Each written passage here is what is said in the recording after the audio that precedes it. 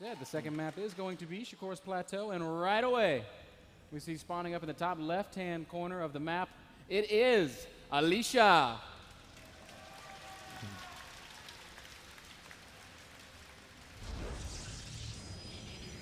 And trailing 0-1 down in the bottom right-hand corner of HuK's Plateau. Make some noise, show some love for HuK!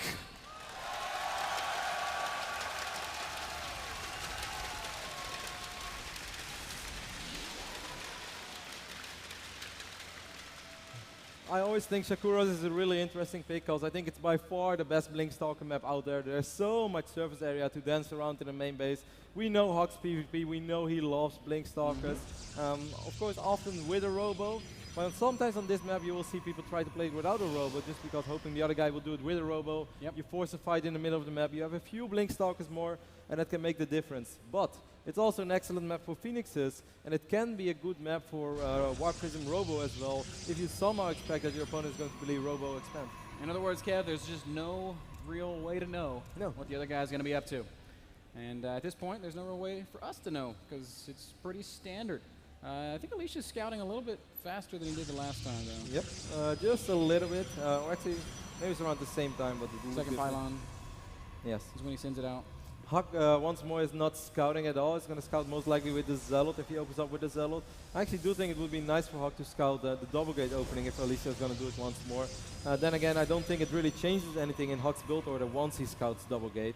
So I can still understand that he rather saves the resources and just tries to figure it out with the units. And he still hasn't started that Zealot. And we're going to have to keep a really close eye on this probe. HuK saw that pylon too late in the previous game. Even though I'm not sure if it would have been much of a tell, maybe he would have walked in a sentry instead of that third stalker, and everything would have been different. I don't think HuK's going to make a Zealot, Kev. I think he's going to go with the little bit of 3-stalker action. He is actually, maybe even more than that. Maybe a little bit afraid after all from the early game aggression that Alicia had in the previous game. We see the second gate going up for Alicia as well. And this is of course an awesome map to open double gate with the stalkers. If you want to follow it up with Blink Stalkers, this only makes sense. Kev, when you play PvP, you love to get those 3 stalkers early. This is actually my favorite opening in PvP, the 2-gate variation of this, because you get the economy going pretty well.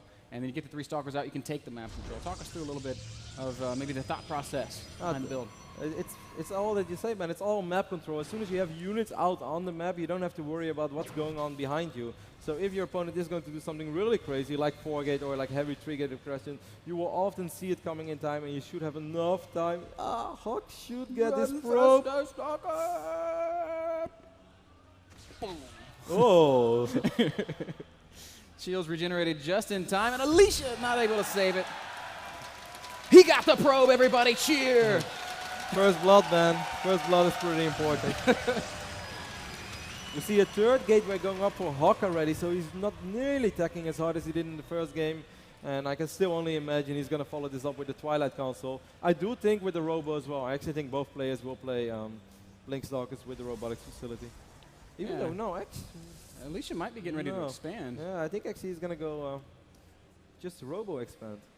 Which is not bad against Blink Stalkers at all if you're able to split your army up correctly. HuK's pylon is actually going to go to the other side, and the pylon... Was it seen? I don't think it was. Oh, nope, not yet. Really, wow, 2 pylons very aggressively placed, and Alicia's going to drop the Nexus off of just 2 gates, Kev. 3-gate pressure coming in from HuK. HuK is at 24 probes. Alicia's even pylon going up on the high ground. Will Alicia be able to spot that one? Ooh, yes, he's absolutely going to see that one, but I think HuK still has a lot of initiative here. He's got 5 stalkers out. He's able to warp in very aggressively. And he spotted the other one as well. He spotted the one which is a little bit closer. Oh, HuK's not actually cancelling this. I'm a little bit surprised by that. I think he should have. Oh, he's going to be able to perhaps cut off those look at the position here. He goes right up the ramp, and he's going to have a good position to fight from. One stalker falls very quickly, but HuK's just going to keep it. Great force fields by Alicia. Yeah, it's all going to come down to these stalkers on the low ground. And they're not able to shoot at all, and Alicia with just beautiful positioning. Wow. Absolutely amazing force fields here by Alicia, but he does have a lot of sentries right now. Yeah, but at this point, given those losses, HuK actually has the unit disadvantage. It's well, now there's 6 stalkers to 4, but the 4 sentries, they're able to force field, they're able to guardian shot, and more great force fields there by Alicia. HuK picks off 1 stalker, but he's going to lose 2. Wow. Really, really beautiful defense right there by Alicia. And I can understand HuK. He felt he had to run up immediately because perhaps he saw the two zealots. Yeah, he saw the sentries attacking the pylon. Ooh, HuK is actually going to follow this up with a Dark Shrine. And just now, the robotics facility is being wiped in for Alicia. Yeah, Robo builds a lot faster than the Dark Shrine, Cav. I think HuK is digging himself a bit of a hole here. But there is still the possibility when he's only going for one observer and then an immortal that the observer is going to be out in the map by the time that HuK starts swapping. Ooh. Stalker solo on it. A couple of zealots are going to come up and I guess add to this fighting force, and Alicia realizing that he's not got enough to fight out on the map, going to back up to the top of the ramp once again. Production tab shows us that the Robo's finishing the Dark Shrine about halfway complete. As I said, what HuK really has to hope on is that Alicia only goes for one observer. The observer goes out on the map to check if HuK is actually going to expand or not. I can only imagine he opens up with the observer. Yes, he is. He's going to rally it. Right to the Stalkers. That would be pretty smart. He's going to park it right over HuK's army, and I think he might even go double observer given how much he's killed. But HuK could still follow this up with Archons as well. He's trying to break the front with a lot of Zealots. As we can see, he already has quite a few Zealots. But he did not research charge, and I'm a little bit surprised by that. So and no, Alicia does go right into the Immortal production. So the observer spots the Stalkers.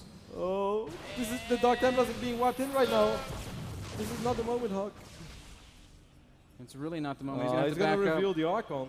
So he's not actually going to even try, and now he knows. He's just going to go for it. He's going to wait for the Archon. He's going to try to bust the force fields, and maybe with the Zealots he can make something happen. He's going to need perfect control. Top 3? Better.